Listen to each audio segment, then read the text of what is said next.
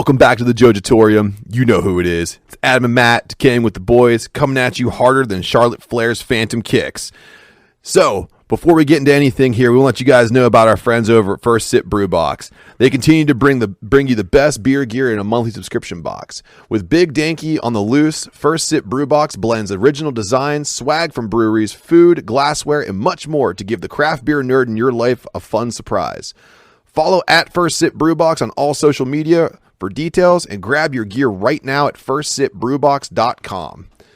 Big Danky's coming for you. Big Danky's coming for you, baby. Hey, first and foremost. Yes. I think we're going to touch on it later, but how was your Father's Day, Father? It was really good. It was really good, man. I got some dope t-shirts, but my wife got me she got me a new handbag. It was really nice. I had a sling bag that I had used for like 10 years, and it finally like shattered into 1,000 pieces. I tried to put it on. So my wife actually broke one of our rules, and the rules were I don't buy her clothes and she doesn't buy me tack gear, and she showed up with a new 511 bag. She bought you a tack bag. And it hit the spot. Nice. How about you, man? It was good. I mean, I have no children. I just have fur children. So it was the best Father's Day because someone bugged you. Yeah. No, I got a nice, it's called a Cater Gator cooler. Yeah. And I got tickets to see Billy Strings in August. Hell yeah, dude. So it was a good day. And then she drove, my car's in the shop, so my lovely wife drove me to 3 different breweries, and I had a blast all day. Wow, man. That's really cool, man. Yeah, it was a really cool day. It was like it was probably better than my COVID birthday, possibly. It was a really good day. Oh, yeah, dude. Your COVID birthday was a lot of fun, though. I mean, you still had a decent time. Yeah. Oh, yeah. But this, like, going to breweries and getting day drunk while someone else drives you around is the best. It was day drinking. Didn't get as sloppy as my birthday. Like, I felt better the next day. That's always the best part. When you're not nursing the hangover and eating Cheetos, like, it's the gift of life. So that's always good. I think I got a scoonch too drunk on Father's Day. It's impossible. It's Father's Day. You get as drunk as you want. You would think it's impossible, but then you should have saw me trying to grill, because I had like my in-laws and everyone came over, and I was trying to grill, and all I did was like sway towards the grill when I was checking. I was like, "Oh, that's too hot. I need to sway back." You could get too drunk if you're hanging with other dads. Yeah. Definitely. But especially father-in-law.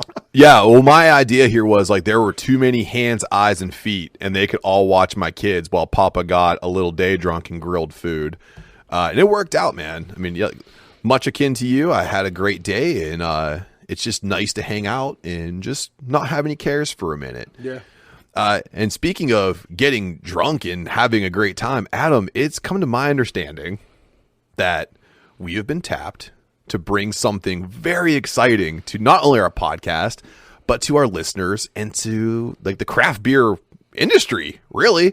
So we do feature local beers here, and we are bringing you something phenomenal from Abjuration down in McKees Rocks. So Adam, let's tell everyone what we have. Yeah. So it's been really hard to wait on something from Abjuration because they're one of our favorite breweries on the podcast and in this household. So we were waiting for something super special, and they actually reached out to us and said, cool. Hey, could you feature this? It's something brand new to beer, is how it was explained to me. So it is an oaked IPA. Yes. And it is phenomenal. I know we're supposed to wait and like do the sound, like clink our glass and do the drop. I couldn't help it. Yeah, we were already drinking it before we went live. I couldn't help it. But anyway, just for the sake of the sounds, cheers. Oh, like every sip before. Yeah. It's phenomenal. So a little bit of background on Abjuration. Like you said, they're on McKees Rocks, right on Broadway in McKees Rocks, in the Broadway Theater building. They share it with the Broadway Theater, and there's a little bar in there. Very cool atmosphere. They're well into their 3rd year. They're about to turn 4 here this winter, and just killing it. Real inspiration for me personally, because they came from the homebrewing scene, started super small, super crafty, super specialized. And as they grow, they're still keeping it there, obviously with an oaked IPA. Yeah. This was actually developed by one of their assistant brewers, Zach Fogel. Sorry if I mispronounced your last name. I think it's Fogel. It's definitely Zach. Put a really unique recipe. As far as how it tastes and looks, it threw me off immediately because when I heard oaked IPA, I just instinctually kind of expected a clear West Coasty beer. Yes. It is very hazy. Yeah. And it tastes hazy, but it also tastes very oaky. Yes. It's like it does not sound like maybe it's a good pairing, but it's kind of like a hazy, juicy IPA mixed with a little bit of bourbon. Yeah. And it just is a great marriage. Yeah. And as it's getting warmer in my glass, it's like transforming into something even better. It's really delicious. I can tell you, and that's exactly the first reaction I had when we were pouring the glasses here. I expected to like see something super crispy that I can see through. This thing's opaque, which is fine because Papa likes a good hazy, and it is like. And I just had a little burp there, and even my burp is coming back with a little bit of like the juiciness, and I can taste the oak in like every sip I'm taking. It, like you said, it's a weird marriage of flavors when you hear it, but damn it plays so well together. I mean, and what comes in between like 6 and 7%, somewhere around there. I think it's right in the middle there. Yeah, it's so experimental they didn't even tell us. Yeah, but yeah, the first batch. I mean, I haven't seen anything like this around the city, state, other states I've traveled to. So if you're within earshot, go get it. It's on tap now at Abjuration. Absolutely, and I like to say, you know, aside from that one time where a fan got me donuts, this is probably the coolest thing I've gotten so far for doing this podcast. So thank you, Abjuration. You're such a unique place to go to. I highly recommend going on Fridays when there's open mic comedy. That's a cool night. Because also too the jazz bars there too. So yeah, they do jazz. I think one Friday a month. And the rest it's all kind of blurry to me now because we're coming out of COVID. Yes. Stuff's going back to the schedule. But pre-COVID, yeah, they had a jazz Friday every month, and then the other 3 Fridays were open mic comedy. Yeah. They have a karaoke night there, trivia night. I think on Thursdays. I might be speaking way out of school now, but. Yeah, check them out. Check out the schedule. Go in there. There's banners everywhere on what events are coming up. I'm sure you'll be seeing them at some pour events. Oh, yeah. They do some pop-ups. Yeah, follow them on the socials. Abjuration Brewing Company. Yeah, and if you are looking on Instagram and you see a nice test beaker full of deliciously off-colored liquid, that is them. I mean, their serving ware is really cool, and all the people that work there have been very friendly to us.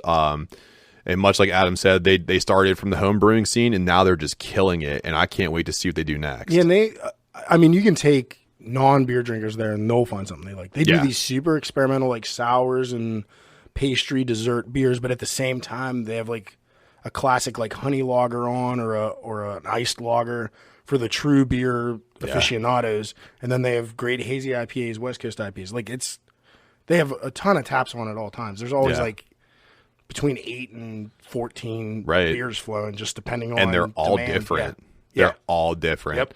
Yeah, and as a big man, I can only tell you when it gets to their sour game, they are killing it in the sour game. That candied sour that comes out is just, it's a dream. I get multiple 4 skis when that comes out.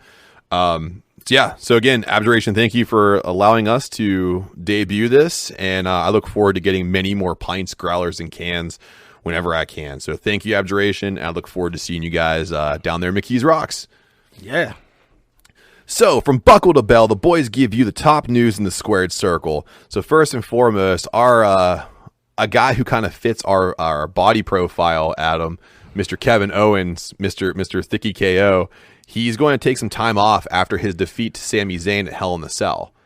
Defeat by Sami Zayn. Yes, defeat by Sami Zayn. Which, by the way, and I know we'll get into this later, they've only fought each other 100 times. And it's still interesting. It's amazing. The chemistry between those two is unparalleled.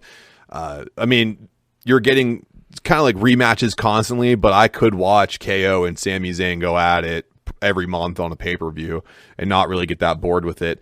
But no one's really sure right now if Kevin Owens has an injury or if he's just simply like, hey man, I've been doing this consistently without injury for so many years, I just need some time off. I've read it's not a legit injury. I heard it's either just some time off or it's part of the storyline. Yeah. But we'll find out soon enough. Right. I hope he's back by SummerSlam to get in front of the crowds again. That would be sick. Yeah, one of my favorites. So. Well, I know who you can't ask about that is WWE Creative, because apparently they don't know what's going on, and when they say it on podcast, they get fired.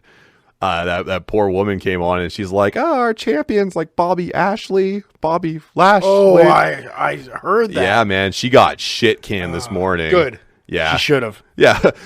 He was in that group, the Hurt Business. Yeah, they wear suits and are like, "We're cool." That was the best stable you've had in the decade, and you're just like taking a big shit on them. Oh my god.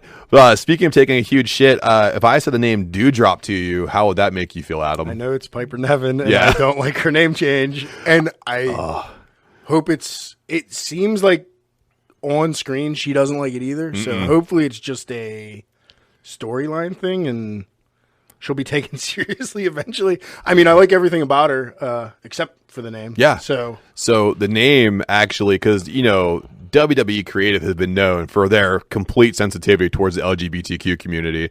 That's why they named her Dewdrop, because it's supposed to be slang for someone who has like polyamorous relationships in like a pansexual kind of setting.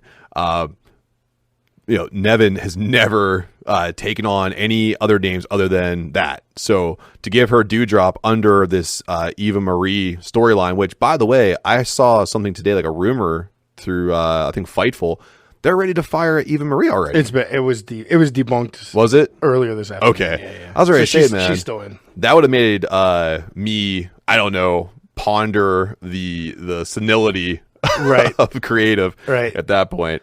But what's not crazy right now is that there are 3 people eyeing a return to the squared circle, and that is Brock Lesnar, the man Becky Lynch, and I apologize to China because I didn't know what countries were, John Cena.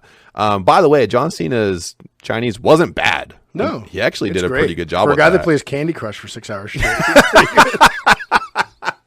Yes, John Cena. If you don't know John Cena, who did he call a country? He called Taiwan a country. A country, and that's been under feudal, debate with China. They wish they were. Yeah, they definitely wish they were, and I wish you were too. But John Cena turned heel and went with China. He did what he told Vince McMahon he would not do, and he turned heel on China. With China. China's his tag team partner. I was like, "Oh, I'm so sorry. I shouldn't have called them a country. You can definitely go kick their fucking ass, and I'll support it." So Lesnar, I think, is eyeing a return for SummerSlam. Yeah, I think that's what has to happen, because there's nobody in line for Bobby Lashley right now. Right.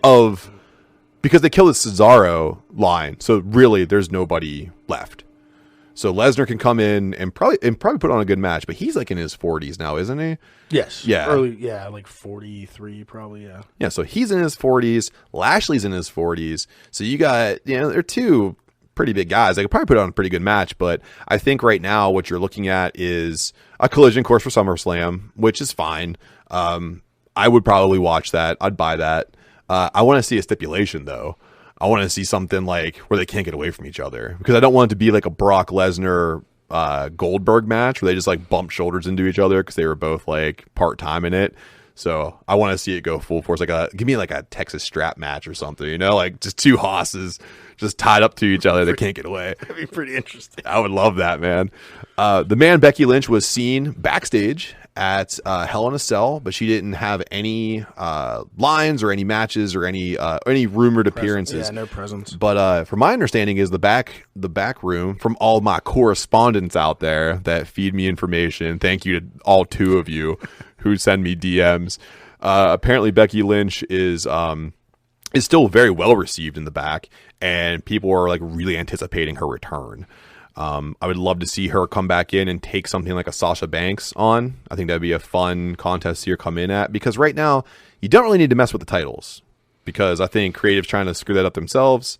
No, I mean, we'll get into it when we do the recap of Hell in a Cell. I think they're squeezing title matches into places they don't even need to be right now. So, you don't need to get a title involved. Yeah. I don't think you need to get a title involved, especially with Becky Lynch. She sells tickets without needing to go for a title. Yeah, have her help build up one of these new women that are freaking awesome in the ring, too. Right. There could be a really cool storyline there. Just get creative. Yeah, you would hope. And that's what we always hear at the Jojitorium, hope that they do get a little creative and creative. So we'll see what happens there. Last but not least, we already talked about Captain China, John Cena making his return, and he's trying to play dumb like he doesn't know when he's coming back, but I can also see him eyeing up a return to SummerSlam. Because there's also another person who's rumored to return at SummerSlam, The Fiend. Oh, that'd be nice. How about a rematch? That'd be nice. That'd be pretty cool, right? It'd be kind of nice, but I saw, again, thank you to all my two correspondents. You've been very nice to me. The rumor mill that's been presented to me is that Cena returns, beats Roman Reigns at SummerSlam, and then goes to WrestleMania, gets fucking flattened by Roman Reigns, and retires. Getting a 17th title to take over the overall title record, and then getting smashed by Roman and saying, "Thank you so much. I'm gonna go do like the Marine 10 or whatever." So yeah. Does that mean the Fiend just comes into play to get squashed by him at like Survivor Series? It would make sense for that to happen. I mean, of course, because you can't let that feud linger between 3 pay-per-views. There's going to be a stepping stone there, and who better than Jeff Hardy, the Fiend? Oh, I mean, Kevin Owens would be the other option because they've definitely used him for that. Where's Braun Strowman at these days? Yeah. Bring him back to get squashed again real quick. Oh my god, the match lasted 5 minutes and John Cena just kept fucking F9ing everybody. So I see a bigger problem with these people coming back at SummerSlam. I don't know if you want me to bring it up now or I can bring it up after we recap the Bobo Lashley match. Let's bring it up after the Bobo Lashley because I think you and I have the same idea here, and I'd love to start hammering the shit out of this. Yes. So, onto a promotion that is expanding. AEW is set to premiere Rampage August 13th at 8 p.m. in the 412. So, we are excited here. Unfortunately, I think you and we both can't get tickets to this. Or you can, and I can't. I'm going to try my best to go. I might be going alone. Yeah. I don't think there's if I buy a ticket for my wife and ask very nicely, and she's off work, she'll probably go with me. Otherwise, flying solo. I would just say the major sell is that if she's never been to a wrestling event, and I know you and I both have, the atmosphere is kind of cool. It's like people who don't like to watch hockey on TV but go to a hockey game in person, and they're like, Jesus Christ, this is incredible. I think it's kind of the same thing, because by then, of course, live fans, AEW puts on a pretty good show, and I think with Britt Baker still being the champion at that time, she's going to do something crazy. And correct me if I'm wrong, they're doing the Peterson Event Center, I believe. Yes. Which I think I saw wrestling there as a kid. Like ECW did that, right? Yeah. So, yeah. Oh, yeah. Pumped. Dude, love the venue. I can tell you right now it's going to be loud. Yes. The Peterson Event Center went crazy for Shane Douglas when he came out. So if they went crazy back then for Shane Douglas in like the early 2000s, it's going to pop until you have a migraine for Britt Baker. Plus, that arena is set up so well. Flashback to whenever I was in high school. I played basketball there in a tournament where we got stomped, of course, because we came from Greene County, and we played somebody from, I think we played Aliquippa. Here come them corn-fed kids. They're about to get wrecked. They all took a look at us, and they're like, they're all really big. And then the first dude dunked on us, and they're like, nah, we'll be okay. I think we lost like 80-something to 20-something. But regardless of my failures as an adolescent, the way it's worked out here is that the court is elevated. So if they're going to have that elevation pad to circle it with the fans, you're going to get a unique sight line to that event. So get your tickets now. Again, August 13th, Friday the 13th, wear all your Jason gear. It starts at 8 p.m. I will. Yes. And usually AEW does a pretty good job of bringing the flashiness to their live shows. And this will be the first Rampage, which will be cool. So speaking of AEW, it sounds like AEW Dark, which used to be filmed before Dynamite, is going to move. They have basically done what WWE did, and they purchased an area where they're going to have like a development center. Okay. And they're going to move the Dark matches there. There's still an idea here where they may not even put these matches on YouTube anymore. This may be something that they do on a different streaming service. There's also a rumor, thanks again to the two people who tell me things, that there could be an AEW streaming service coming down the line here, where you can do the monthly fee and see everything, like Fight TV. I know AEW doesn't want to go into Fight TV because they'll be going against NWA, MMA matches and everything. They don't want to just jam themselves in there. And also they'll go against New Japan. And in realms of like great matches, I don't know if AEW can compete even on a streaming service with New Japan. Well, I'm not. I mean, no offense to, because it basically is their developmental, but I'm not going to pay like even $3 to watch AEW Dark. Like, yeah, I think it's a good idea if they're going to not air it. Like, that's fine. Yeah. If they're going to air it, you need some sort of crowd noise. Like, whether you open the doors for your live events 2 hours early and the fans that are there and want to check it out. Yeah. Or you move it. I mean, you're going to have that extra hour on TV now, maybe, that'll take your high mid-carders and elevate them a little more. So, yeah, I mean, I'm fine with them moving to a new location. Obviously, they probably can't be in Daly's place while football season's going on this year, so they're going to have to move somewhere. If they're pulling it off YouTube and they're not really airing it, then a live crowd isn't as important for me to watch it. Like, I will always check the recaps of AEW Dark and Dark Elevation, and if something's good or interesting, I'll go, find it on YouTube for that 20 minutes and watch it. But it's a bunch of squash matches, and it is their developmental. And it's interesting to see some new faces, but it's just too much time for me out of my week to watch every single minute of all of AEW. I tried.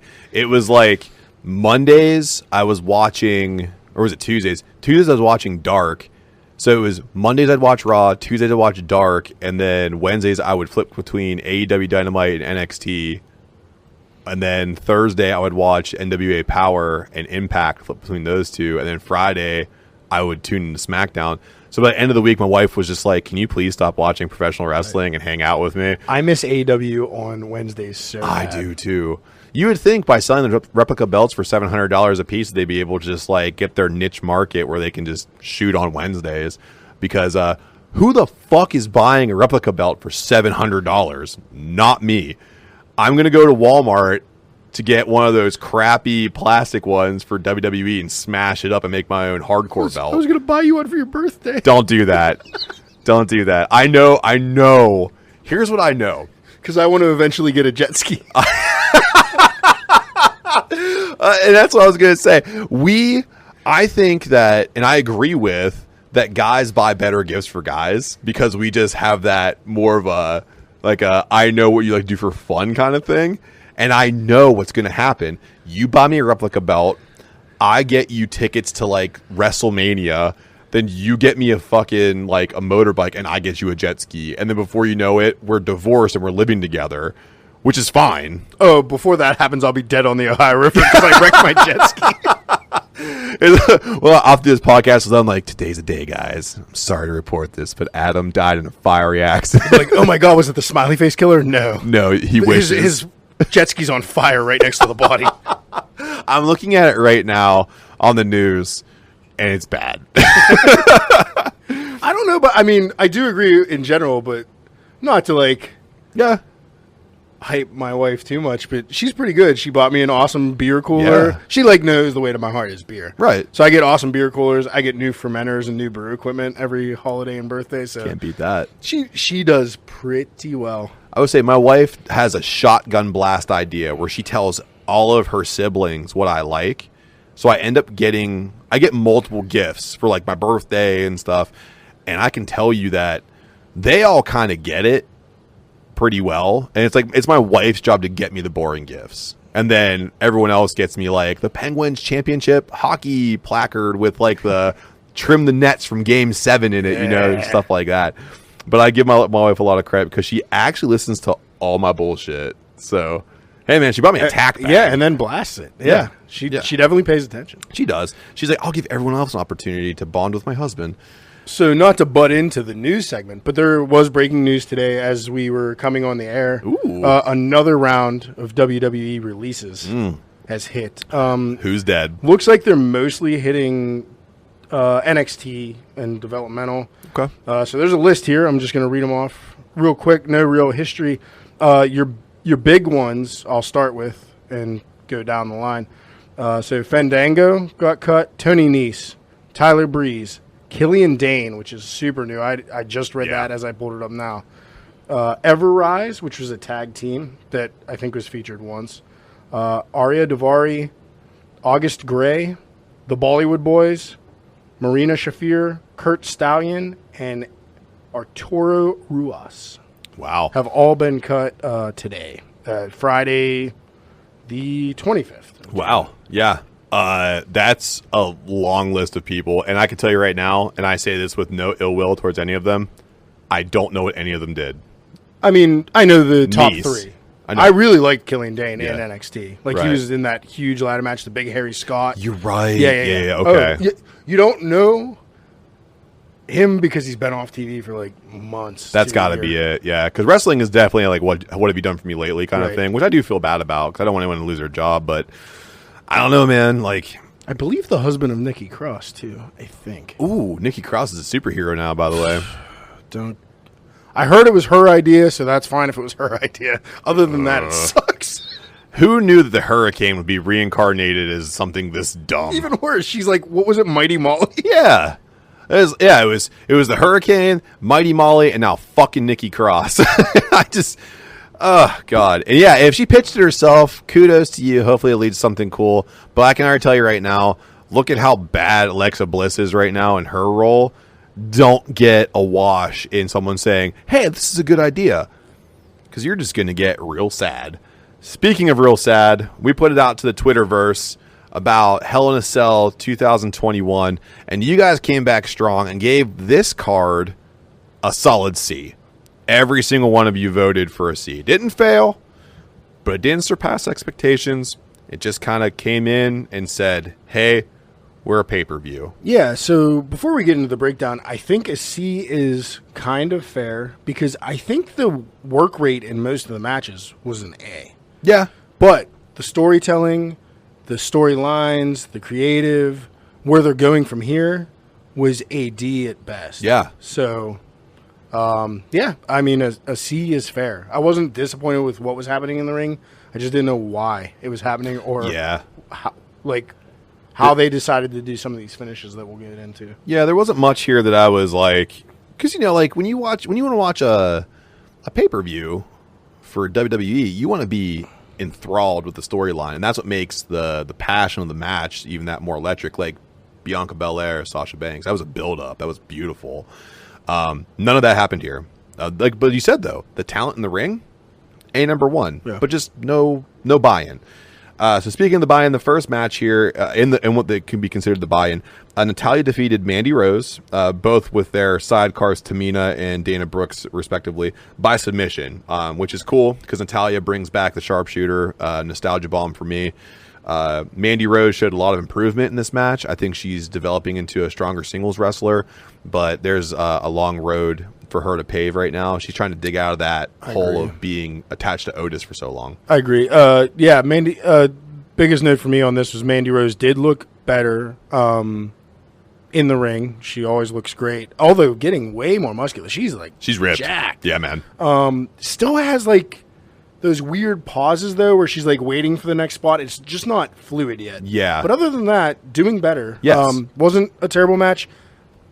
You'll hear this from me a bunch on this episode. Don't know where they're going from here. Feel like it'll just be the other two fighting on Raw on Monday. Yeah. And then a tag title match, which Mandy and Dana Brooke will lose. So, I don't know. Well, also, too, it won't be featured on anything prominent. It'll just be like the second match on Raw. And yeah, you're right. Dana Brooke and Mandy Rose aren't in line for any gold right now. 2 weeks from now, right in the halfway point before Money in the Bank. Yeah, right. Yeah, exactly. Speaking of Money in the Bank, Ms. Bianca Belair, who I believe is the best current champion in WWE, she defeated Bayley by pinfall. It was a Hell in a Cell match. There was some brutal spots in there. I give them both a lot of credit as they fought for the SmackDown Women's Championship. Most notably, the spot with the kendo sticks I thought was really cool. You know why I like that spot the most? Why? Because Bayley told Michael Cole to shut up. Yeah. She said, shut up. The people watched it last year. They know. Stop explaining. Yeah. Anytime you tell Michael Cole to shut his fucking yap, that you're going to get bonus points in my book. But Bianca Belair, of course, they're both of these women know what they're doing in the ring. I think they have great chemistry. I just need to see them square off on the storylines. Bayley built up so well to Sasha Banks. That was a great match. There's nothing here. Nothing at all. She laughed at her. Oh, thank goodness. That's really what that was the whole hype video before it. She laughed at Sasha or not Bianca. Bayley laughed at Bianca. Yeah. Let me not use my pronouns. So Bayley laughed at Bianca, so Bianca challenged her to a match because why are you laughing at me? Yeah. I'm like, that's really weak. Right. With as good as some of the aspects of Bayley's heel character, like it has some really good aspects, you could have done more than just that. Yeah, I agree with that. It's very lazy. Probably maybe my favorite match of the night. Worst part was there was a weird hair versus chair spot at the beginning. Yeah. That just looked really, I'm going to use the F word, fake. Looked really fake. Yeah. From there, the match picked up. Favorite part of the match, besides Bayley telling Michael Cole to show up, she did like a sunset flip powerbomb into the cell. That was cool. On Bianca, which was sick. Yeah, that was good. That was good. And it speaks again to their tacticianship. They really go in there and they know how to command that ring. I mean, don't know where it goes from here. I think you move. Hopefully, there's another challenger for Bianca. I really don't think this needs repeated. I think Bianca won convincingly enough. Yeah. Didn't leave a cliffhanger. Like, hopefully, there's something new for Money in the Bank for Well, her. I think there's going to be that brand shake-up here pretty soon. That might bring some new people, some new blood into some feuds here. Speaking of a feud that we've had enough of, Seth Rollins defeated Cesaro, unfortunately, by pinfall. This was a singles match where, again, the continued degradation of Cesaro's career is in full play here. Seth Rollins, a skilled wrestler. Cesaro is one of our favorites here in the Jojitorium. But it's damning to see that Cesaro went from competing for a title to losing to Seth Rollins in a middling pay-per-view to you don't know where he goes next. Right. Yeah. You know what it didn't? You know where it is going? Probably another match, which is upsetting. Yeah. Like there wasn't really closure on this. No. Just great work rate match. The finish was flat as fuck. Yeah. I wish there was a live crowd there to just boo it out of the building because it was everybody says the one-winged angel is the move that nobody kicks out of. No. It's the surprise roll-up, everybody. Yeah. Gets them every time in WWE. Just lazy freaking finish. Just be fucking decisive about something. Like, if you're decisive, these storylines can move somewhere. If you do this stupid back and forth surprise pins, we're going to see it again. I don't think we're going to see a singles match between them at Money in the Bank. I think they'll both be in the ladder match, though. Yeah, that's my prediction. I think that's a safe bet. They're definitely going to be in a ladder match together. But I think too, what you're going to see here is Seth Rollins has to start building towards a fight against Roman Reigns in the interim. He has to start doing that. There has to be some kind of like mega turn that they were going to do, because that whole bullshit about bringing like the Shield 2.0 together and everything. I think Seth Rollins is just kind of in a collision course for Roman Reigns at this point, and Roman Reigns is going to eat his fucking lunch. I just don't know where Cesaro goes from here. I hate to say this, but I think he needs a tag partner to do something credible right now, and that's not cool because Cesaro is legit. But speaking of Money in the Bank, real quick, before we go back to anything, how about Money in the Bank putting in like people who usually don't get their time to shine? Like, you got Johnny Drip Drip, he's in there. Ricochet's in right now. I mean, you're Matt Riddle or Riddell. Riddell, if you're a French bastard, beat freaking Drew McIntyre. Yeah, which is awesome. Huge. Way to bury Drew McIntyre. Don't care. Love it. I'm sick of it. Yeah. Drew needs a break. Drew just needs to cool off and come back hot. Speaking of cooling off and needing to come back hot, this whole Alexa Bliss Supernatural bullshit going against Shayna Baszler, however you want to say it. I said Baszler. Yeah, and she's accompanied by the side card of just dumb shit with Nia Jax and Reginald. I'm so sick and tired. There's no other way to describe Nia Jax than dumb shit. Dumb shit. Nia Jax is a fucking awesome wrestler when you give her the opportunity, but you're putting her in a quasi-love angle with Reginald, who, by the way, did you know, like, what's the number one thing with hypnosis, by the way? Do you know this? No. that you're susceptible to it. That means Reginald's fucking stupid. Well, because Alexa Bliss can not stop controlling his brain in all these matches. and she got into denies this time. Yeah, which again too goes Shocker. back to dumb shit. So Alexa Bliss defeated Shayna Baszler by pinfall. The match only lasted 7 minutes, thank God. At this point, Alexa Bliss's character is played out. They've basically taken the Fiend and given it to Alexa, which sucks because having Alexa in that gray area was what made that character interesting. And if you go back like 5 episodes, we said, please God, don't let Alexa Bliss's character get fucked up. And here we are. It's super goofy now. It's so dumb now. The biggest bone of contention I have is you saying Nia could be good or is good. Yeah. No, she's dangerous. She's botchy. Oh, She's she's awful. dangerous as fuck. She's awful. Yeah. Where's ECW when you need it? I give her no credit about anything. What about I just think Reginald? she's awful. What about Reginald? I would love to see him get like New Jack's dropped off a balcony. I took this cat up 40 stories. and put him Preferably through by tables. himself so nobody else gets hurt. Like Alexa Bliss just mind controls him off the balcony. Yeah, it's like Dragon Ball Z. Like they're like pew, pew, pew, pew, pew, and then Reginald ends up in the top and he just crashes through tables. But it was goofy. It was really nice to see Alexa Bliss do some wrestling though. Like this seemed like it wasn't completely theatrical, like Which was her good. Orton match or Nikki Cross match, where it was Yeah. like costume changes and cuts and lighting rigs falling from the ceiling. It seemed like she actually got in there to wrestle, and you remember how good she was before they dragged her into this stupid storyline. I mean, it's ruining her character. It's bastardizing the Fiend character. You can't, in my opinion, you can't bring that back. No. You got to bring Bray Wyatt back as something completely different now. Bring him back as the Eater of Worlds, man. Again, that was such a cool character. Yep. The white pants and the Hawaiian shirt and the creepy just cult. laugh. Yeah. I just need a cult leader. Speaking of cult leaders, Sami Zayn, the conspiracy theorist, he defeated Mr. Kevin Owens, Thick Boy, by pinfall in a singles match that they gave credit to. They almost gave it a full 20 minutes. It was a little over 12. Well, they needed to fill a show out. They did need to fill a show out. And this is the match they put in because they decided to take Roman Reigns and Rey Mysterio off and put it on SmackDown. Right. Which also, did you know this? It caused a mega stir between NBC and Fox, the Peacock channel. Oh yeah, I can't wait to see that explode because Vince McMahon didn't realize that he's giving a huge stock to 3 of the most diverse and rich broadcasting companies. Sell already, Vince. We need someone else in there. Yeah, but like we said before, Sami Zayn and Kevin Owens have great chemistry. Sami Zayn defeating Kevin Owens is not outside the realm of possibilities. They're both great. I said before, you could watch this match a million times over and have different outcomes every time and be satisfied. Yeah, and I mean, Kevin Owens was selling an injury from SmackDown where he got they're calling it the nail, I guess, from the Aziz guy, the big. Yeah, he's basically doing Omaga's thumb thing. Yeah, R.I.P. Omaga. Yeah, so he took 2 of those on Friday. He was selling the effects of that, leading to the loss, leading to the injury angle. Although he did take a mean bump on that shoulder that he sold wonderfully. So I think they're going to write him off with like a throat and shoulder injury, maybe. But yeah, great match.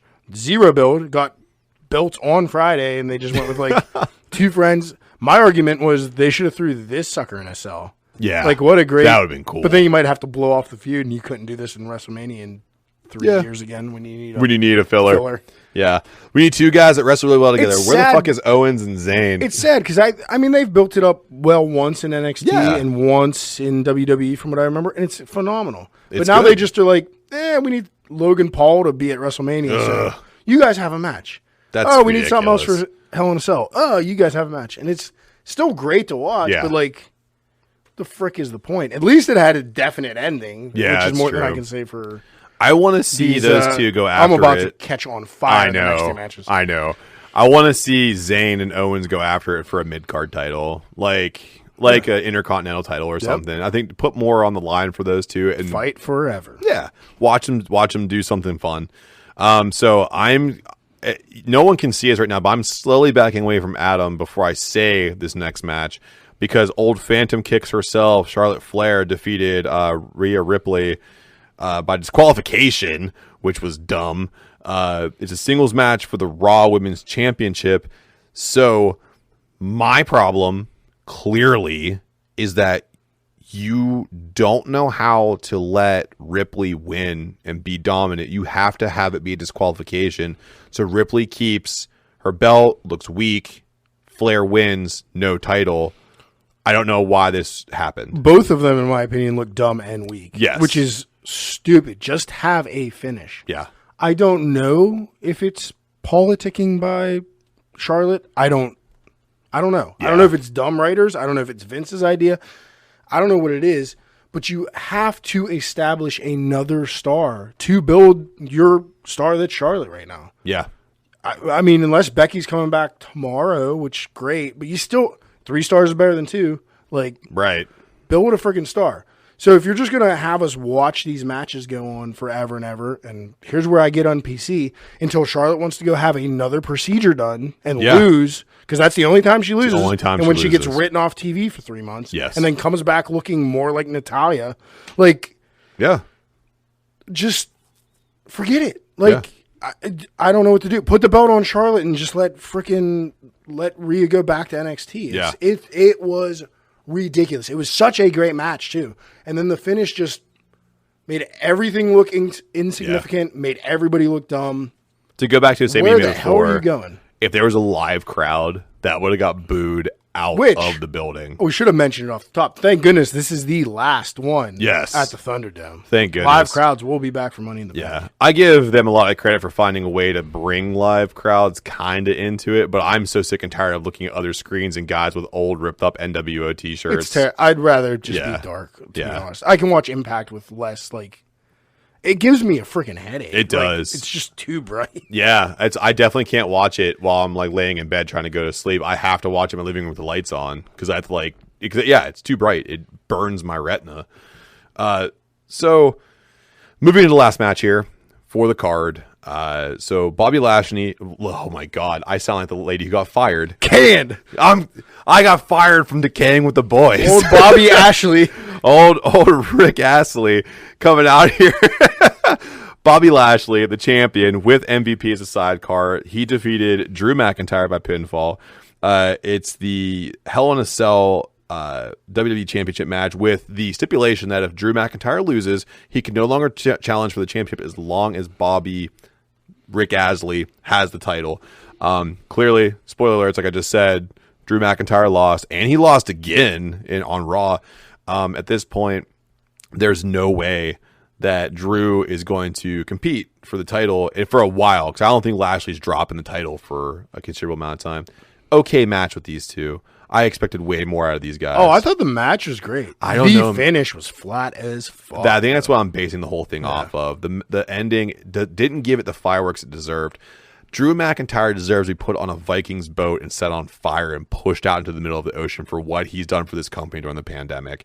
So for him to get such a bullshit ending in a match that was built up to be his last ride for at least this title bout makes me very upset.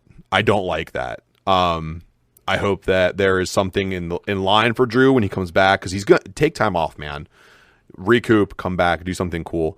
But God damn it, they just gave him nothing. Yeah. Nothing. So if you thought I was bad about the women's match. So yeah, men's match, great, brutal match. Finishes with distraction by MVP on the outside, and that brutal finisher, the surprise roll up. Yeah. 1, 2, 3. Bobby Lashley wins by cheating. So again, same problem you had with the women's match. You had these guys out there killing themselves, and then Lashley had to get a cheap win. Yeah. Out of nowhere, making Drew look like an idiot. It's trash. It's just terrible. Making Drew look like an idiot and not making Bobby Lashley look strong, which is the bigger.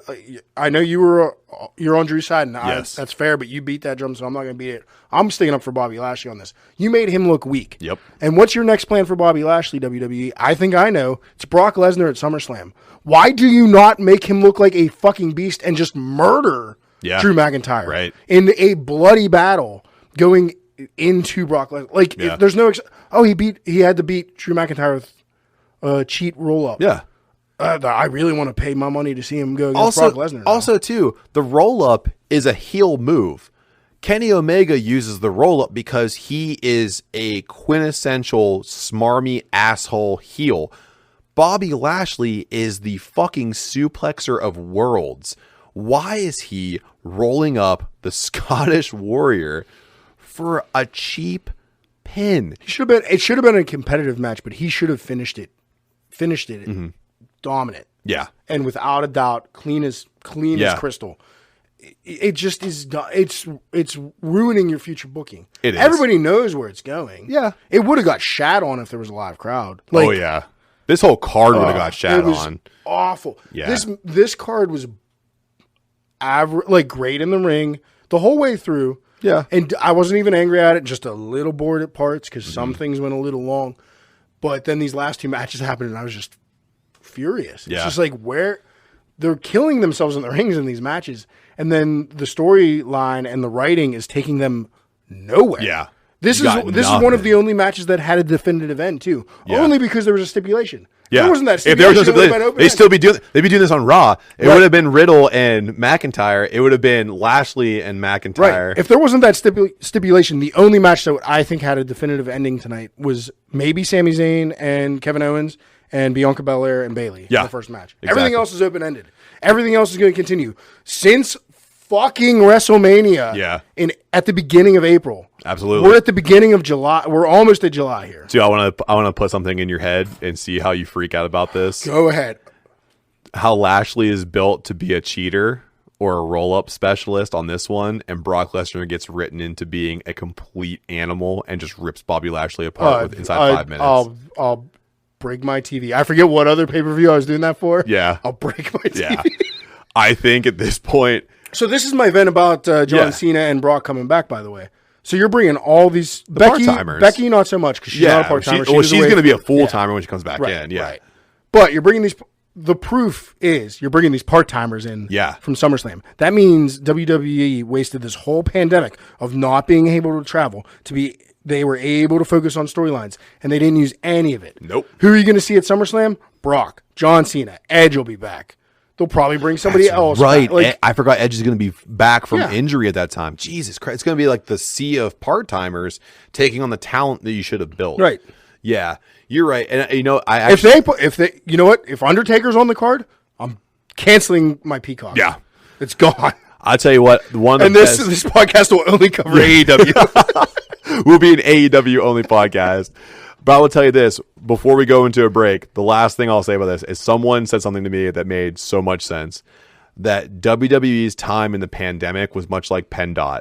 There was so much to do during the pandemic, and they didn't do jack shit with it. Oh, see, I think I don't know if PennDOT did a lot. My local roads got fixed up a lot. I'm glad your borough did some cool shit. Yeah, they didn't do shit on 79. Those barriers have been there for a whole 2 years.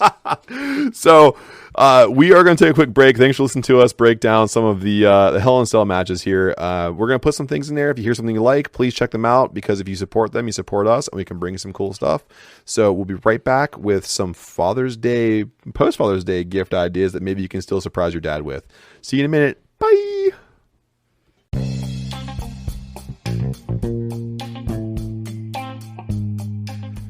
Hey guys, I think we're all sitting here with partners, women in our lives that would kind of appreciate it if we groomed up a little bit. Wouldn't you agree? Absolutely. Yeah, 100%.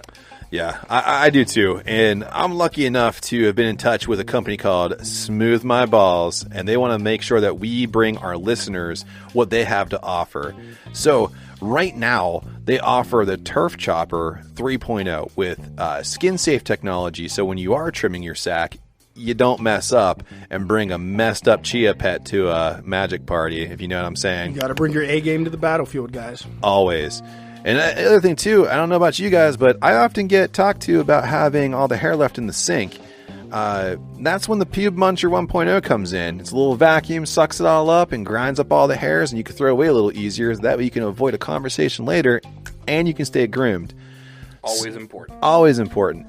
And right now, all of our listeners can save 15% on their order. How can they do that? I'm glad you asked, Josh. They can go to smoothmyballs.com/DWTB and save 15% on their entire order right now. That's smoothmyballs.com/DWTB. And don't forget to look at some of the other products they have, like the Sack Mat, like the Sack Vacuum, like the ball freshening powder, and everything else. It's all there for you. smoothmyballs.com/DWTB for 15% off your order right now. Please them ladies. The one-stop shop for men's grooming. That's right.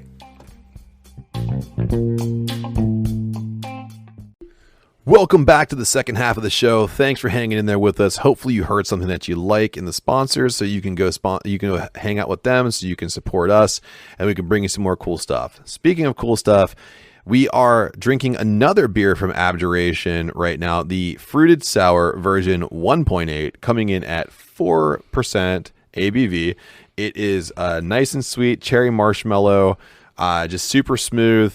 Their sours are always just kind of on point for me. Like I said before, I love the sour game they have. This is up there. I like this one, but that candied sour, when that comes out, dude, I'm gonna go crazy grabbing that. Well, they got one. They do have a candied sour on right now, Yeah. or as of today, which is Friday. They had the Swedish Fish one on. Ooh, yeah. Yeah.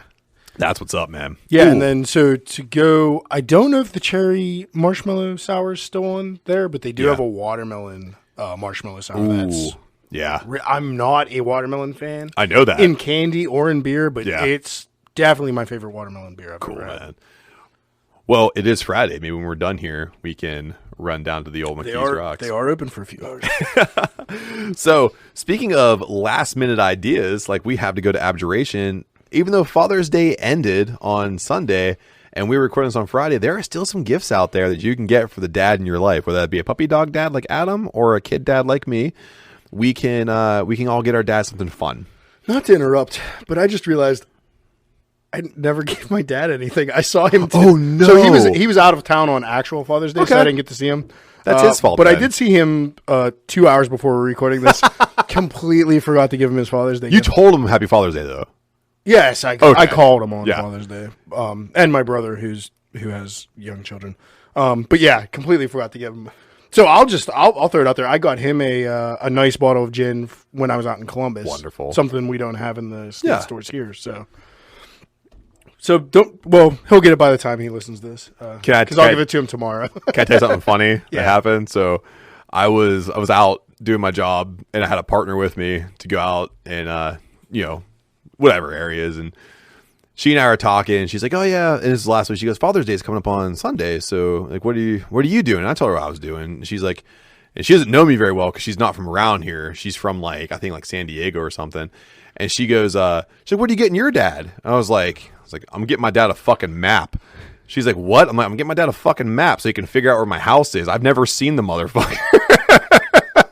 And that's how I got to break the news to my coworker that I don't know who my dad is. Just like turtles into her seat, batting 1,000. She's like, oh God, I should never have asked. But it's all good because she and I hung out again on Monday, and she apologized profusely because she's a sweet woman. So going into those Father's Day gifts that you should get your dad, like not getting him a map because you probably like your dad, unlike me, you can get him a shirt, you can get him a coffee mug, you can get him a tie.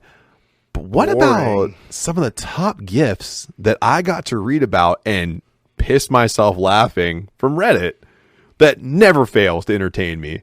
So coming at number one, Adam, I want to know, would you like to get your dad an anonymous potato?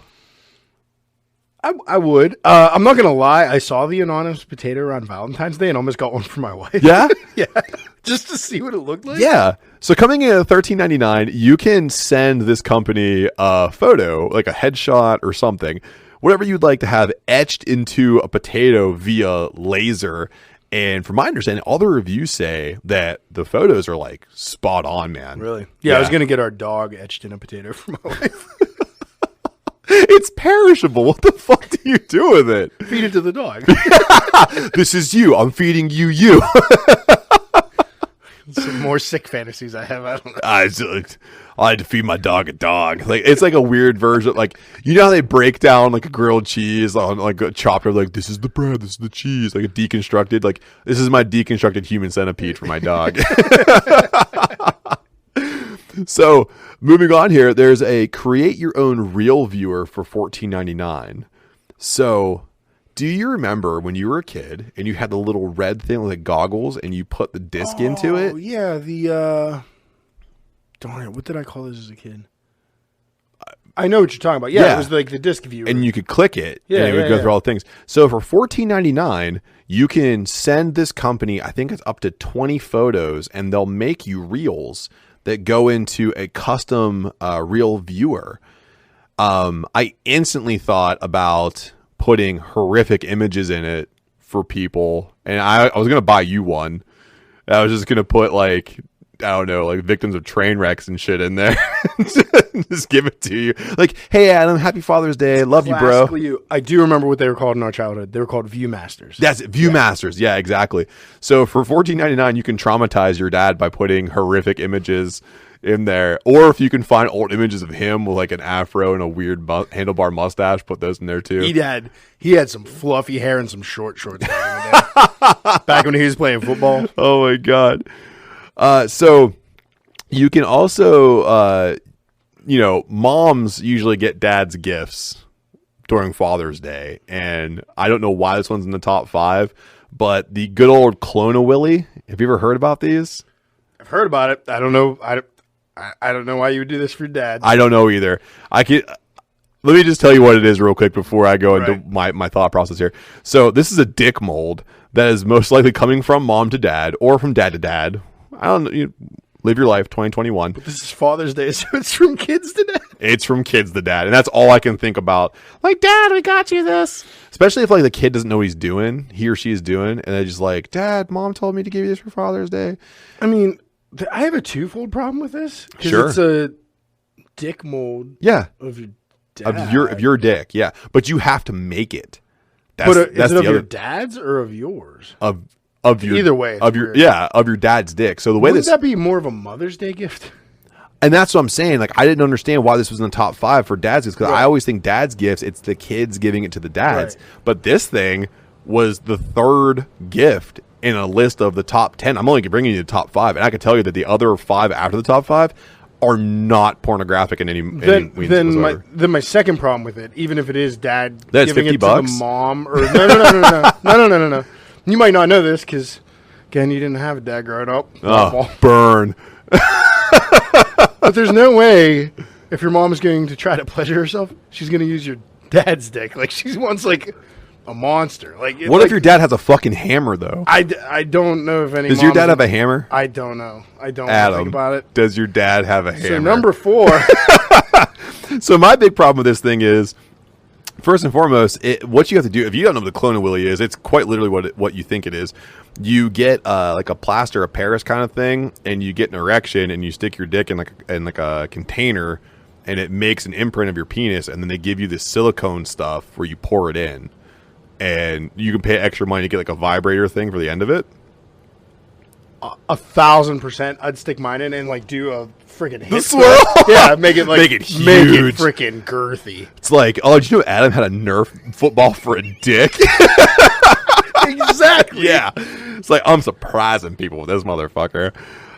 So yeah, I just imagine I have 2 young kids, and I can only imagine the one that can speak going, Dad, this is for you. And I open up, I'm like, Casey, what the fuck? So, although I could see the moms getting it for the dads. Yeah. And literally on the card you write, go fuck yourself. Oh, it's perfect. It does write itself. Ladies, if you're out there listening to this, Adam is just... I just figured it out. Groundbreaking. It's a go fuck yourself gift. Go fuck yourself gift. I like that so much.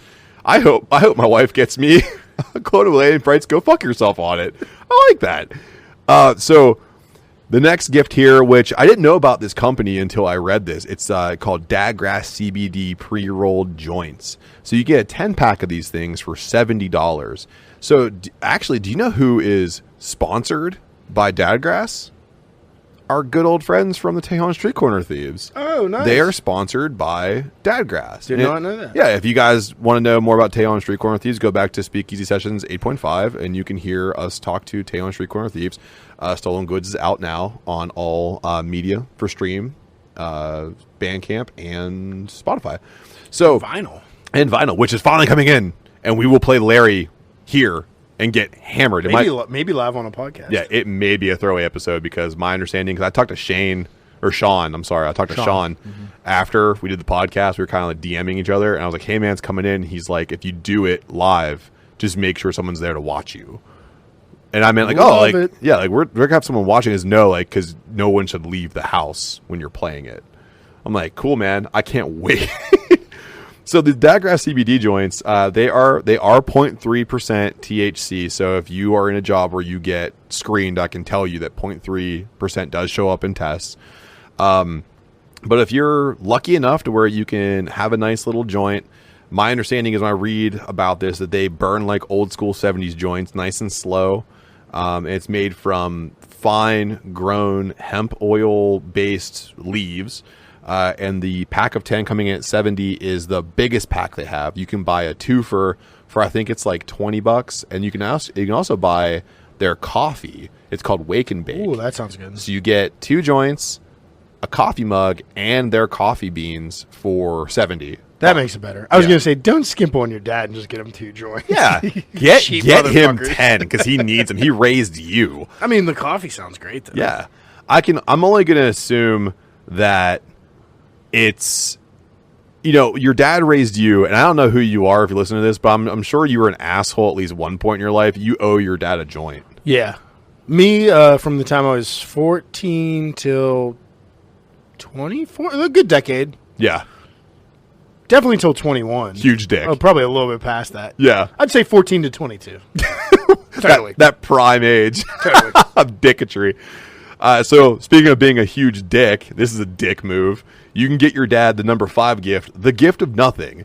It looks like an empty candy wrapper, and it comes in at just under $20. But I'm sure shipping and handling, because you're dumb, it's going to come in over $20. Yeah, get him them 2 joints at least. Yeah, go get him the 2 joints. It's way $20. better than the gift of nothing. Again, like this, the top 5 has thrown me for a loop, but I looked at the gift of nothing, and I'll be honest with you, Adam, as a fan of art, it's kind of cool to see how they do the plastic manipulation, make it look like a candy wrapper. And it looks like there should be something in there, but there's nothing in there. I'm telling you right now, if you want to infuriate me, I don't expect gifts on Father's Day, but if you hand me that shit, guess who's going to bed at 7 instead of 8:30? Any day of the week. Doesn't have to be Father's Day. I'm just going to pick a goddamn day. I mean, out of those 5, it might be weird, but I would most appreciate the potato. Yeah, I think the potato is going to be because I don't partake in the marijuana. So I mean, the dadgrass is probably the best thing to get your dad, but I would like the potato. Yeah, I tell you what, anyone out there, if you want to buy your dad the Wake and Bake, and if he doesn't like coffee, you can give us the coffee, and he can have the joints, and then we'll review the coffee here. But yeah, I'm gonna have to agree with Adam. I'm gonna go. No, you know what? Fuck that. I want to clone a Willy. I want to clone my dick. Go fuck yourself. Go fuck myself. So speaking of going and fucking ourselves, we always ask you guys to send in your emails, comments, questions, and whatevs, and you guys came through with some pretty fun ones here. So, Adam, the people want to know what moment made you love horror movies, because we had that episode a little bit ago where we pitted some of our favorite horror movie icons against each other, and people were still digging that episode, and they want to know why we love horror movies so much. So what moment in your life made you love horror movies? Yeah, so it's really weird and really random and not something I go back to now too often, but I can distinctly remember getting like turned on to, not in a sexual way. Sexy. Just being aware of horror movies. Watching Pet Sematary 2 as a child on television with I'm pretty sure with my mom and my brother in the room. Did your mom love you? She loved Stephen King more. Like, she was really into Stephen King. No, she did love me. Yes. You wouldn't get your mom a clone of Willy. Yeah, I can't believe she let me watch it, or maybe she walked out of the room and left it on. I don't remember. But that movie terrified the crap out of me, but also made me want to like see more movies like that. Yeah. It was very campy. The biggest part I remember is the dead stepfather cop guy being buried in the cemetery. Ground sour. Yeah. Up there. Coming back as like this goofy zombie undead dude, and dirt bike tiring off the bully's face. Oh my god, I forgot about that part. Yeah, that was cool as shit, man. Boom, laser etched in my mind forever. And just from that point on, when me and my brother would hit the Blockbuster, Eagle Video, Name Your Rental. We had like West Coast Video or something in Cannonsburg. Yeah. Would go right to the horror shelf and just pick the coolest looking VHS box at the time. Yeah. Now and then turn to DVDs, of course, eventually. But yeah, just the coolest looking, scariest looking box, and seeing what we got. Usually terrible, but that grew my love for B horror movies. So it all worked out in the end. But yeah, I would say Pet Sematary too. Awesome. Yeah. So much akin to that. So my mom, single mom, of course, because you heard that my dad bailed. So my mom was trying to be the best parent she could be, but she always couldn't watch us. So we were kind of left to our own devices. And I was able to, like, staying up late, always staying up late. And we, like, you know, we stayed with my uncle for a while, and he had, like, this cable box. And he legitimately paid for it. It wasn't like he was stealing cable. And I would watch, like, HBO at, like, I'd sneak down at, like, midnight or something and watch, like, crazy unrated movies. So, like, I was watching, like, The Ghost in the Machine and stuff like that, and I was, like, I really enjoyed horror movies because it was such a departure from what I was watching previously, you know? And I gotta say, too, like, Michael Jackson's Thriller, as weird as that is, that was... You know what? Yeah, me too. Yeah, yep, that was big. huge. But I remember the first time my mom, and she's taken me there before, so I didn't have, like, a terrible childhood, but I remember, like, the first time I was, like, cognizant of what I was doing. She took me to a hobby shop in our little town, and she's like, just go grab whatever you want, because she probably wanted to drink herself to death with wine because she was raising 3 asshole kids. So she's like, go get whatever you want. And the first haul I brought back was Maniac Cop 1 and The Hills Have Eyes. And then, like, the OG, and, like, some Nintendo game. And I was just like, I got these. And my mom didn't even care. Kind of the same thing what you did. I saw the box, and I was like, that's a scary police officer, and those are guys whose eyes are too far from each other. I want to watch this. And I went home and watched it, and my mom was just like, have fun. And I'm just plopped down watching the Maniac these. Cop box was pretty sick. It was sick as fuck, man. So, yeah, I got hooked on it because my uncle, my whole family just never watched me. And I just got to do whatever the fuck I wanted. TV was your babysitter. TV was my babysitter. I was a latchkey kid through and through. That's a really good point you made, though, about Michael Jackson Thriller. I think that's what made me aware of horror, but not, like, really, like, fall in love with it. But yeah, it definitely was like put it on the spectrum for me. Were you like me at all at the end of that music video when he turns like this scared the fuck out of me? Yeah, it did. Those yellow eyes. I think it was the first jump scare I ever really endured. I thought the rest of it was like funny, silly. Yeah, but then that part scared me. I don't know why. Wasn't. If you go back and watch it now, not that scary at all. But. No, but I think it was like that like little surprise at the end there too. They're just kind of like, oh my goodness. The very wide white eyes too has always scared the shit out of me. The last movie I watched that had that wide eyed look was Hereditary, when she's doing the piano wire and she just has this, she's just looking down at her and she's just sawing her fucking neck off. As sick as that part of that movie is with the wide eyes, when she goes into like complete despair when, spoiler alert, the daughter dies. Oh, and she just gets wide eyed and then does that like wailing cry. It is the most disturbing part of the movie for me. Yeah, that movie is twisted, man. If we can recommend a horror movie, I think Adam and I are in agreement right now that Hereditary is one you gotta check out. As far as anything made in the last 4 years, 5 years, it's in there.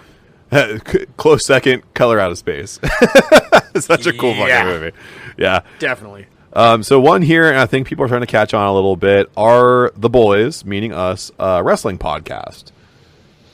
I think it might be safe to say that we have kind of moved in that direction. I think we're like combat sports in general. Yeah, I think it's like combat sports, pro wrestling focused. I wouldn't say specific. Obviously, we just talked about horror movies for 10 minutes and Father's Day. So how I am taking it is the first half of our podcast is going to be pretty wrestling focused for the most part.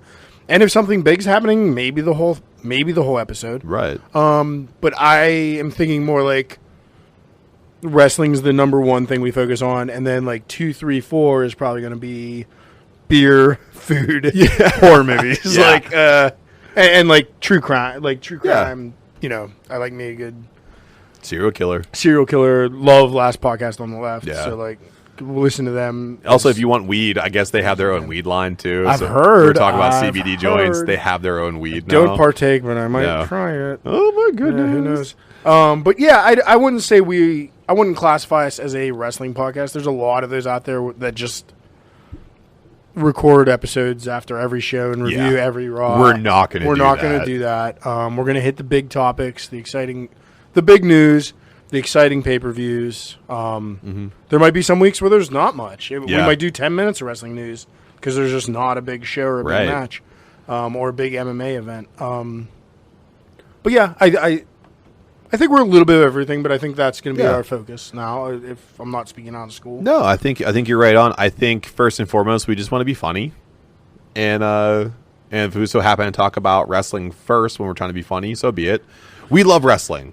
I think it's safe to say that. Yeah, and I'm going to speak for you for a second. I don't think I'm so funny when I get angry, but I think you think I'm hilarious when I get angry. Yes, I do. And there's nothing that makes me more angry than bad wrestling.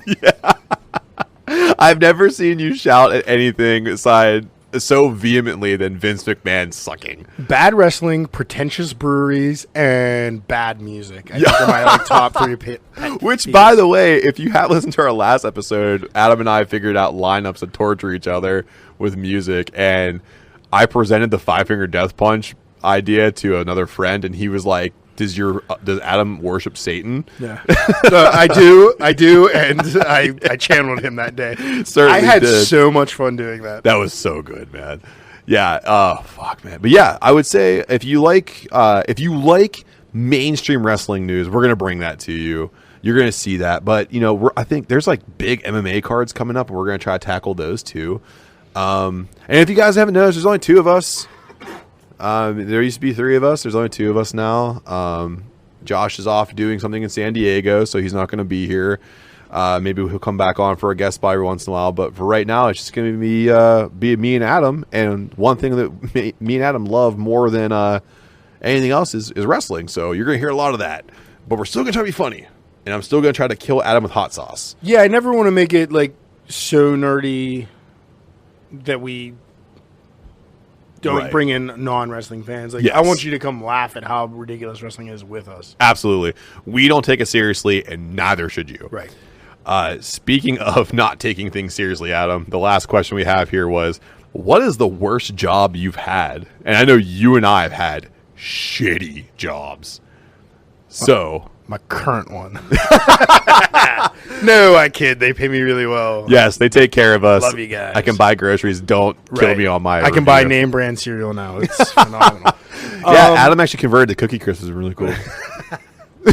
Frosted Flakes this week, actually. It's a toss up between a few. I mean, I know you think I'm going to say Sheets. Yeah, I remember my favorite story you ever told me is when you got pissed off the one night and threw an entire container of mac and cheese against the wall. You know what? Yeah, Sheets. I forgot about that. That was a fucking terrible night. Just ridiculous job. Like most fast food / gas. Well, not most gas station jobs. Because then I went to work at other gas stations that were freaking awesome. It was awesome, yeah. So just like super understaffed, cutting the hours as close as what they think they need, and then you get bombarded by the church crowd every Sunday morning, and you just want to. It was the worst public I ever worked with because I was. Oh man, I'm really alienating some people with this, but it was close to Peters Township. Yeah. So it was the Canonsburg Sheets, and the Peters Township folk and me just. Not going to use anything too derogatory. Just don't get along very well. Yeah. 2 very different... 2 mindsets. We were raised in very different ways. Where I don't think I deserve anything from a gas station foodery. Yes. Other than just yum. But yeah, there are some really fucking entitled people over there. So yeah, I would say that. I also had a... Are you trying to say that Sheets didn't have filet mignon, sir? No, they didn't. No, I thought that was on the menu, special order. Nor can I whip you up a less spicy version of our horseradish sauce on the spot. It comes in a fucking bag. Yeah. You asked the same thing of Subway. We're about the same thing. Yeah, it's the same. But before that, even before that, I was thinking like maybe the landscaping job I did for a couple of summers when I was like pre-working age, like 14, 15. But, made some money under the table, got in shape, got outside at least. That's nice. I mean, I did sunburn real easy, so that sucked. Because you're Viking. But at least outside and everything. So, yeah, probably not my worst job. I'd have to say sheets. Favorite job on the flip side, like besides my current one. I worked at another gas station that was also a pizza shop. Dude, making pizza all day was like so much awesome. fun. Yeah, I worked at Fox's Pizza for like 8 years when I was going through high school and undergrad. It was my favorite job. Yeah, I knew we just had that in common. So I was like, definitely my favorite job. Like if that paid well into the upper 5 digits, I'd still be doing that. I'd still be doing that. I guess I could own a pizza place and do that, but I want to make it. I don't want to do any of the money. Because I working at Fox's Pizza, shout out to Mike for hiring me for no good goddamn reason. But eventually I became a manager over there and I was handling the money and stuff. I was like, I can't like get drunk at work anymore. I have to actually like handle money. This is terrible. Also, sorry, Mike, I used to get drunk on the job. Sorry, but that's why I broke my thumb. I never got drunk at that pizza job. I came in hungover. Oh yeah. 90% of the time. Yeah. I worked with a bunch of really cool people. I worked with this one guy who... I worked with awesome people. Yeah, everyone I worked with was really cool. But the one guy I loved, and I won't say his name here because it kind of incriminates him, but he used to do pills. Like, he used to, like, snort pills, like, delivering food. And he would come back, ripped off pills, and he would just... And he was the most useful person. He'd come back just ripped off of whatever, and he's like, what can I do? I'm like, will you wash the dishes? And he's like, yeah, anything you want, man. He was folding boxes a million miles an hour and washing the dishes at the same time. It was really cool. If that wasn't such a serious claim, I would shout the name of a mutual friend we had that worked with you, but I know that's not the same guy. That's not it. But yeah. If you were just like, he used to just jerk off in the bathroom all the time, I'd totally that's him. Yeah. So the worst I've ever had, and I don't think you know that I did this, Adam. I used to call bingo when I was 14 years old.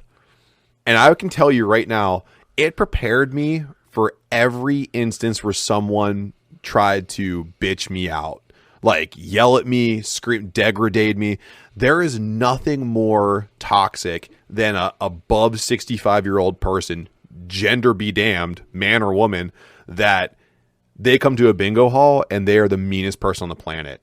So I worked at the VFW and I was 14, and I've had this voice since I was like 8. I hit like my voice puberty early. I'm still trying to find the rest of my puberty at 35, but like that testicle drop, don't worry. The other one's following. So I went to this VFW because my sister was working there. She's like, "Oh, give my brother a job. Let's see what he can do." And I'm thinking like I was like a hoss. I was like real big. I was like, "I'm going to carry heavy stuff or whatever." And this guy was like, "No, your voice is really nice. Do you want to call these numbers? I'll pay you $20 a night." And I was doing it Monday, Wednesday, Friday at the VFW. I was like $60 a week. At 14, I was like, that's cool as shit. I was also working for a farm at the time too, throwing hay bales, which is way more fun. I loved that. That's deliciously green county. Isn't it though? Yeah. Meanwhile, that farm was 5 minutes away from my house. The VFW was 3 minutes away from my house. Yeah, green county. Picked a great commute. I did. I could skateboard to both. So I go to the VFW, and my first night, I'm calling numbers, and I have people yelling at me like I can't fucking hear you. I'm 14. You can tell I'm 14. And I have old people who have like their double ARP cards, and they're like, fuck you, call it louder.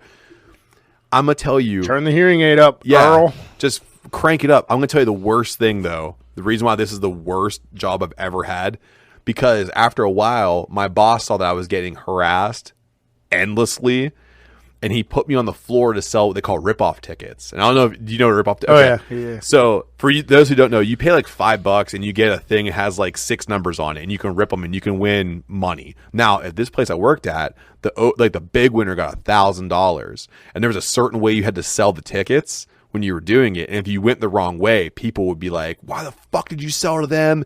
They won and I could have had that one. It's all at random. You wouldn't have picked the same ticket.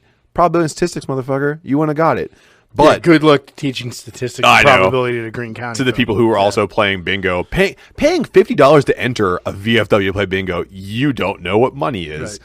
Right. So I need that on a VFW. It's been $50. $50. Woo! And that's for like 3 cards. I'm just saying, dumb.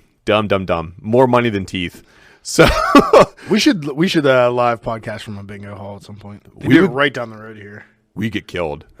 I'd love to play bingo. I think I don't think we should live. Probably not take mics in. No, they'll kill us because I'm going to tell you exactly why. So I was selling tickets the one day, and a kid and I can lovingly call him Taz because he has a real name, but his nickname was Taz. Whatever. So Taz was calling numbers, and I was selling tickets, and the rhythm was he would call a number, and I had 5 seconds between that number and the next number to say, rip off tickets, 1 for 5, 2 for 10, 3 for 15, because 5s. And he said a number and then went too fast and said the number at the same time I said something about the tickets. And I had a guy who took his drink in a plastic cup full of ice and he threw it at my back because he couldn't hear the number. He pegged me in the back with like a full drink. Mind you, this bingo hall sold you alcohol from the VFW bar while you were playing bingo. Perfect. He hit me with a fucking vodka straight on ice. So can I ask, was it like a normal bingo hall?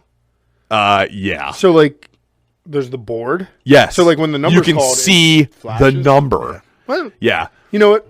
He should have hit you with the drink. Yeah. Good on him. He hit a 14-year-old kid in the small of his back with a half full drink of vodka. I'm now covered in spirits for $20. And ladies and gentlemen, that's the worst job I've ever had. So if you think you can see me and say mean things to me, you will never match up to what Gertrude and Bert ever said to me at the VFW. So, yeah, Bert Chrysler. Speaking of bingo, I just wanted to plug another brewery we're in love with. Ooh, I think I know this one. Yeah. So Couch Brewery out in Highland Park, Larimer area. Washington Boulevard, baby. This Wednesday, the Wednesday after you're hearing this podcast, June 30th, 2021, they're holding their first drag queen bingo night since COVID happened. Yeah. So go on their website, couchbrewery.com. $30 gets you, I believe, a couple beers and a snacky. That's really cool. Bingo card and 2 drinks. Yeah. So $30, 2 your beers are paid for. You play bingo for 2 hours. Get some really cool prizes. Yes. They are very creative with the prizes. It's just for fun, no money. Just come drink some beer, meet some good people.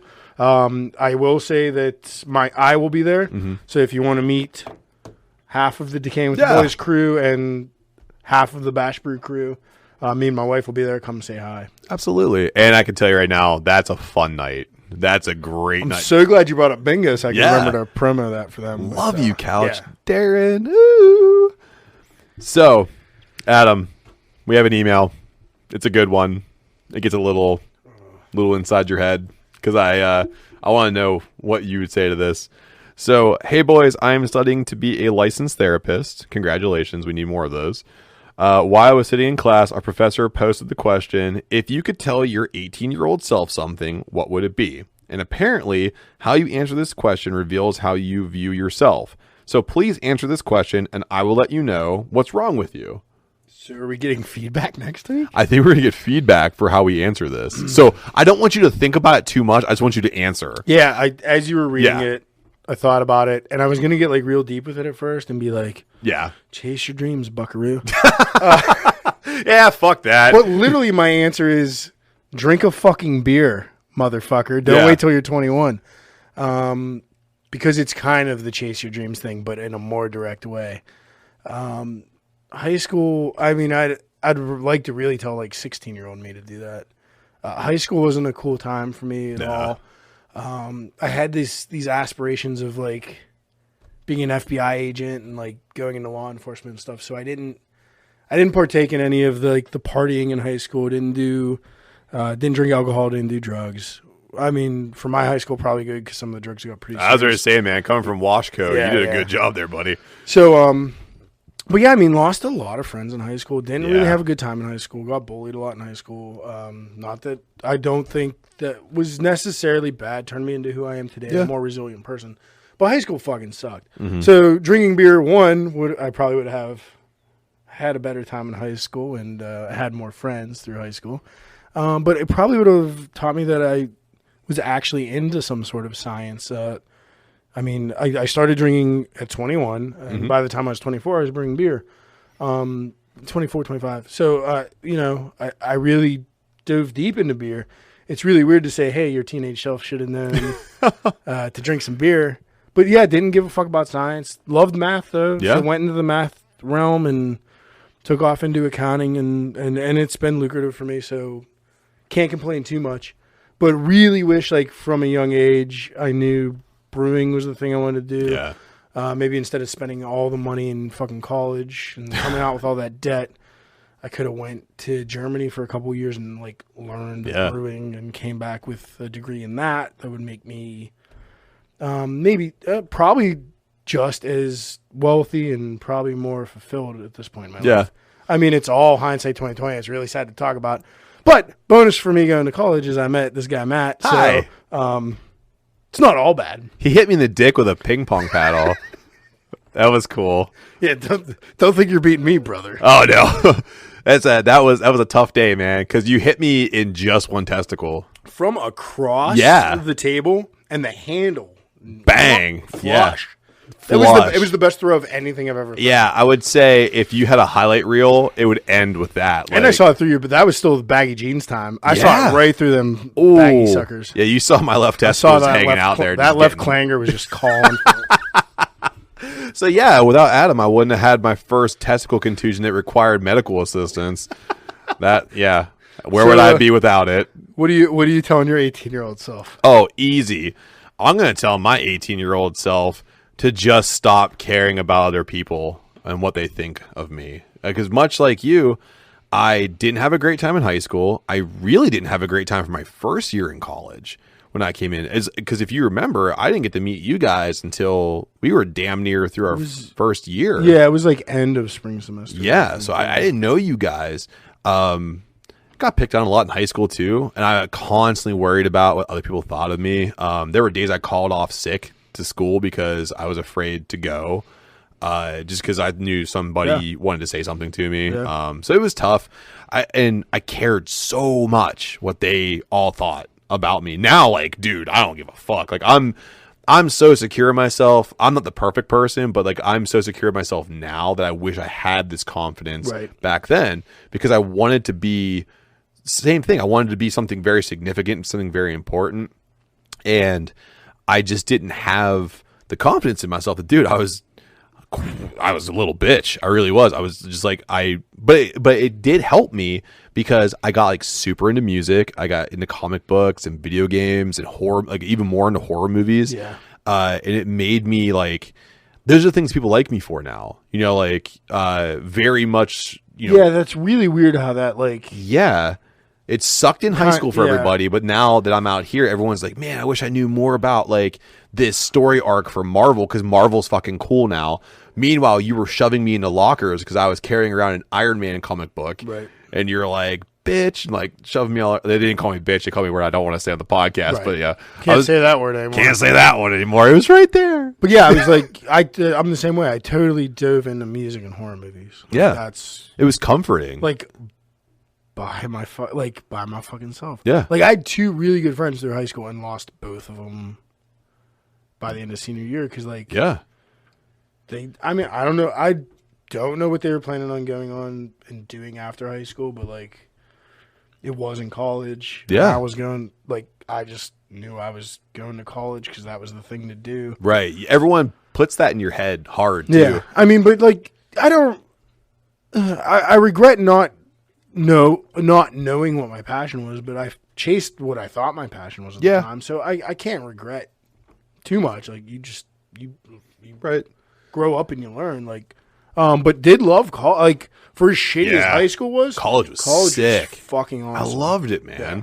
I'd also probably tell myself too, don't get engaged to that first girl. I'd probably say that for fucking sure. Oh, don't get engaged in your early 20s? Don't get engaged in your early 20s. Yeah. If you're listening to this and you're like, I really love this guy or girl and I should get engaged now, don't. No, you don't. You don't. You like them right now because they fuck you like crazy. And that's the only reason, because all 20-year-olds do that. Don't buy into the hype. Yeah, but most importantly, just not giving a shit what the quote unquote popular people thought of me, because in a small town too, and you know this too, you're in a small town and the popular people actually are like full-fledged politicians. They can say whatever they want about you and it's gospel, right? You know, and you just eat that shit burger. But then like I said, like I grew up and I still do the things I loved back then. I haven't changed much. You know, and I still oddly catch weird shit for liking like death metal and stuff. It's like, well, how can you listen to that? I was like, well, it doesn't fucking matter to you. I'm not blasting it into your eardrums. Like, right. Fuck off. I'm ruining my eardrums right now. But it's like, it's that kind of shit. But like, couple that with that terrible job I had, and I'm prepared to handle anybody talking to me. There's nothing anyone can say to me that makes me like, oh, I'm insecure about myself. You are good at that. I'm still a fragile little bitch, but you're really good at that. I've heard some of the most hateful fucking things growing up, where there were times where I would, you know, therapy was frowned upon in my house, and it was like, oh, Mom, I'm not feeling good.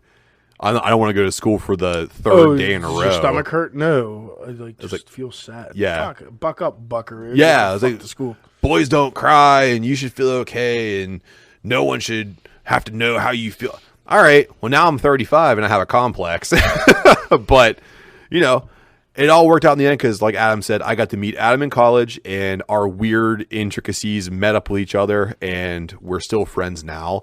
And it's you will find people that have like-minded ideas and just do the things that we're talking about. Love what you love. Don't take shit from people. You know, as long as you're not hurting anybody, just do what you want to do. Come hang out with us. Yeah. Oh, definitely hang out with us. We'll corrupt the fuck out of you. So yeah, I can't wait to hear how that plays into how. I'd love that. I feel like we're going to get similar feedback. Yeah. I hope they finally figure out you're a psychopath. I hope so too. Yeah. Just for whoever asked this question, yeah. I also have a very low resting heart rate and love bitter tasting things, which I heard were also characteristics of a psychopath. Yeah, you're basically Norman Bates with a fucking brewery addiction. No IPA is bitter enough for me, and no coffee is black enough for me. So go ahead and diagnose the shit out of me. I watched Adam drink a room temperature cup of coffee, and he just went yum. Yeah. My stomach rumbled a little bit, and you thought I was going to be like, oh, that didn't make me feel. I was like, that's that's good. That's what I need. I like it because when it's room temperature, you can chug it. You just slam it. The caffeine nails you. Psychopath. Yeah, and low resting heart rate. My doctor asked if I ran marathons, and I said, you just weighed me in at 230 on the scale. Clearly, I haven't run for anything but a beer in the last 5 years. Yeah, dude. Your enzymes are really... So, Adam, speaking of running for beers, you can tell people where to run for beers right now by telling all the lovely people that are listening to us what's on tap. Yeah, not a giant freaking tangent on what we're doing right now. I just wanted to mention a third beer we're drinking right now. So we don't come off too wrestling heavy. We love beer. Yes. So we got our hands on some Pacifica Pils from Butler Brewworks, which is delicious. A dry hopped Pilsner with Pacifica hops. 4.9% ABV from Butler Brewworks in Butler, PA. If you're up there, check them out. Yeah. Haven't checked out a bunch in Butler, but as far as them stacking up with Pittsburgh and Pittsburgh local breweries, very good. Great Crispies, great IPAs, great dark beers, and their food menu's incredible. Mm-hmm. Check out their sandwich. Their Reuben was phenomenal. You know, Papa likes a good Reuben. Yeah, so Butler Brewworks up in Butler, PA. They're right in the downtown main drag. Go check them out. Hell yeah. Tell them the boy sent you, as always. So, on tap number one, kind of an announcement, non-announcement, because we're kind of in limbo. But we have the South of Hefeweizen that we did. We are going to try our best still to serve this on July 3rd at PNC Park in the parking lot tailgating. With current state and local mandates, tailgating is not permitted yet, but it is supposed to be permitted as of the 3rd. So we're just going to keep an eye on it. Keep on our socials, Decaying with the Boys and Bash Brew social medias. We will be there with Hop Nation USA, so keep an eye on their socials. We will post as soon as we know where we'll be, if we're not there, or if we're there, as soon as we can. Come check it out. We made that exclusively for this share. for the sampling. So come try it out. It's a 5.4 Hefeweizen that was hopped, Whirlpool hopped with a bunch of tropical hops. So it's not necessarily a bitter hoppy Hefeweizen, but it's a tropical Hefeweizen, which is it's really interesting. Perfect for the summertime. I'm pretty happy with it. Kind of cloudy, unfiltered. Yeah. You know, true home. It's got balls, man. And accompanying that, wherever we go, I'm almost 100% sure, be Dad Shoes, which is our lemon shandy. We have a whole keg of it left, so I'd love to sample that out and let some people try it. Again, we call it our Lining Kugel Summer Shandy Killer. It is too, man. 5.2%. So we're bringing two sippers. I believe our cohorts on the Hop They Nation are not. on Hop Nation is bringing a big boy. So we're gonna help. You have some choices. We're gonna help you hydrate. And then on our third tap, we still have some Mom Jeans for the time being, running low. And then on our fourth tap, we have the retired Triple Agent Pineapple Jalapeno Triple IPA at 10.2%. R.I.P. Connell. Also, R.I.P. Connell. Also, probably got like 10, 12 bottles of that one left. That one's running low. We are brewing our asses off in the next coming weeks because this tasting event is going to be followed by quite a few others that I will tell everybody about in the future. But we are getting prepped to go. We are getting ready for one of the biggest comeback seasons that we've ever endured. It's kind of it's a first world complaint, but all of the brewery competitions and events we would be a part of year wide now have permission to do it in the third quarter and fourth quarter of the year. Yes. So our third quarter, especially third quarter, beginning of fourth quarter, are just we're packed. Hammered. There's going to be some we're going to have to pass on just because of conflicting dates. 2022 will be a much better year. Yeah. It'll be spread out again, hopefully, and we'll get out to you guys all year long. Absolutely. So, just as always, Matt's going to plug it here. Just stick with our socials and just keep in touch. We will find you guys somewhere on July 3rd. If not, might put a blast out for the Jojitorium and just hang out and pour some sample glasses here. We'll get some sample cups and rock it here. I don't care. Yeah, absolutely. We can bless America's independence on the 3rd, punching out some of the sweet Hefeweizen that comes from the Brew Lab. And if you want to know what's happening here in the Brew Lab with Adam and the team, you can follow him at @bash_brew on all social media. That's Facebook, Instagram, and Twitter. Don't forget to follow him on Untapped. And as always, if you want to know what's happening here with Adam and Matt, Decaying with the Boys, all you have to do is follow us at DecayingWTB on all social medias, Instagram, Facebook, and Twitter. Please do not forget to send us your emails, decayingwtb@gmail.com. Also, don't forget to support our sponsors, because when you support them, you support us. And lastly, thank you so much for tuning in. And until next time, cheers. Cheers.